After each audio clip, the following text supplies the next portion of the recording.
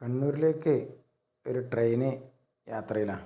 അവിടുന്ന് അങ്ങോട്ട് ഹൈദരാബാദ് ഫ്ലൈറ്റ് വഴി കർണാടക ശിരൂർ യാത്രയിലാണ്. വീട്ടുകാരോട് യാത്രയൊക്കെ പറഞ്ഞു പോകാനുള്ള ധൃതിയിലാണ്.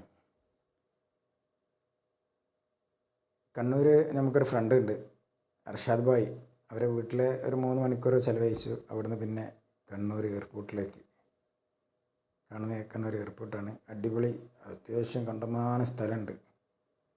നമ്മൾ കരിപ്പൂർ എയർപോർട്ട് അങ്ങനെ എപ്പോഴും കാണുന്നതുകൊണ്ടാണ് തോന്നുന്നത്. ഇത് നിസ്കരിക്കാനുള്ള അതിനുള്ളിലുള്ള സ്ഥലമാണ്. ഒരു പള്ളി ലുക്കിൽ നല്ല വൃത്തിയോട് കൂടിയിട്ട് ഫ്ലൈറ്റിൻ്റെ ഉള്ളിലേക്ക് കയറി സീറ്റ് തപ്പി പിടിക്കുന്ന തിരക്കിലാണ്. അർഷാദ് ഭായിൻ്റെ ഫാമിലി ഉണ്ടായിരുന്നു, 2 മക്കളും. അതാണ് അർഷാദ് ഭായ്. ആളെ കയ്യിലുള്ളത് അവരെ മോനാണ്. അവരെ വൈഫും മകളും ബാക്കിലുണ്ട്. ഫ്ലൈറ്റ് പൊങ്ങാനുള്ള പരിപാടിയിലാണ്. യാത്രയൊക്കെ അടിപൊളിയായിരുന്നു. ഇതാണ് നമ്മൾ അർഷാദ് ഭായ്.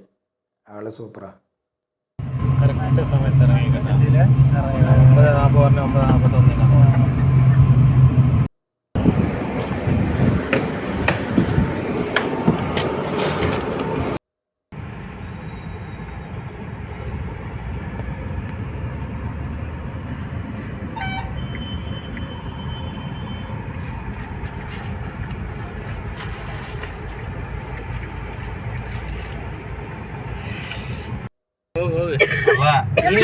ಈ ಕಾರ್ ಸೈಡ್ ಆಗಿಬಿಡಿ. ಅದೇ ಅದಕ್ಕೆ ಕೇಳಿ ನೋಕಿ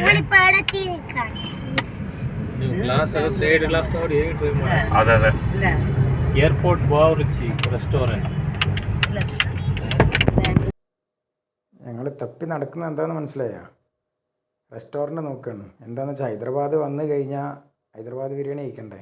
ഈ ആളാണ് നമ്മളെ സുധീർ ഭായ്. ആളെ പറ്റി പറയാണ്ടിരിക്കാൻ പറ്റില്ല, അടിപൊളിയാണ്. പിറ്റേന്ന് നേരം വെളുത്തു ഒരു ദോശ കഴിക്കാമെന്നൊക്കെ വിചാരിച്ചു. ദോശ വാങ്ങാൻ വന്ന കോലാണത്. കണ്ടു കഴിഞ്ഞാൽ കഴിക്കില്ല, പക്ഷേ ആ നാട്ടിൽ ചെന്ന് നമ്മൾ നിർബന്ധിതനാവില്ലേ. സുധീർ ഭായ് ഒരു പെരുമനുഷ്യനാട്ടോ. ദോശ പാർന്ന് ഒരു മുട്ട ഒക്കെ മുകളിൽ ഉത്സയാക്കി 30 രൂപ കണ്ടുള്ളൂ. പിന്നെ ഞങ്ങൾ അവിടെ കുറച്ച് സ്ഥലങ്ങളെ കാണാൻ വേണ്ടിയിട്ട് ചാർമിനാർ, അങ്ങനെ ഒരുപാട് സ്ഥലങ്ങൾ, അതൊക്കെ അടുത്ത വീഡിയോയിൽ കാണിക്കാം. ഇതാണ് നമ്മുടെ ആൾ. ഹൈദരാബാദ് ബിരിയാണി സ്പെഷ്യലൊന്നുമില്ല, 4 മുട്ട ഉണ്ട് എല്ലാം.